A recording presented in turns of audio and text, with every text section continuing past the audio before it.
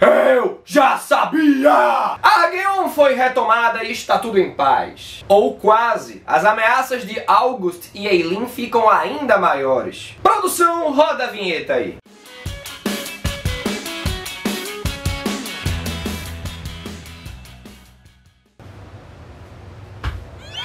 Muito obrigado, queridos Alblusantes!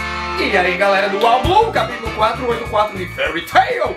Produção pegou fofinho, galera, e que feliz a retomada de Argeon. Tudo foi dominado pelas guildas aliadas. E aí, quando a Erza tá recebendo essas notícias, chega lá a Kagura com um pouco de remorso, porque fez aquela respiração boca a boca no Gerard, e tasca um beijo na boca de Erza. Curte um colar velcro, vai na tesourinha, briga com as aranhas, lésbico. Bem triste vermos a Cheria sem magia, mas é como o Leon disse, ela ganhou o próprio futuro e o de todos os aliados com essa decisão. Vemos que Di Maria foi feita prisioneira e Branch está disposta a negociar, já que se sente em dívida com Lucy. E Branch está disposta a falar com August para ele cessar o ataque. Ela acha que consegue porque conhece o cara desde pequena. Ok, eu acho que isso não será o suficiente. O foda é ela falando que o August tem a alcunha de calamidade e a Eileen de desespero. E aí vamos ao norte, a montanha sagrada chamada Zonia. E Eileen está com seu esquadrão, Juliet Sun e Raine Lunacy.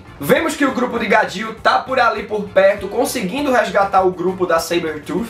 Boa! O problema é que agora vão enfrentar o grupo de Eileen, caras. Fudeu pra vocês. Eileen descongela tudo. Ela realmente tá por ali por perto. E ao lado dela tá mais um Spriggan 12, Bradman. E além dele, um tal de Hakkade, que deve ser o braço direito do Bradman. Então temos dois Spriggan 12 com os seus esquadrões ali. E um desses Spriggan 12 é Eileen, o desespero. Eu acho que o grupo de Gadil pode conseguir derrotar o Bradman e os outros mais fracos, mas a Eileen deve vencer todos. Acho que o grupo do Gadil deve ser feito de escada para o poder da Eileen ser enaltecido na obra. E acredito que ela vai ser vencida pela Erza, e aí o elo entre elas vai ser explicado pra gente. Será que são mãe e filha? E você, o que é que acha dessa relação entre elas duas? O que é que você achou desse capítulo? Deixa sua opinião aí nos comentários aqui no ícone de informações, vocês conferem as últimas novidades do Alblu. E não se esquece de assinar o canal. Até a próxima, meus queridos.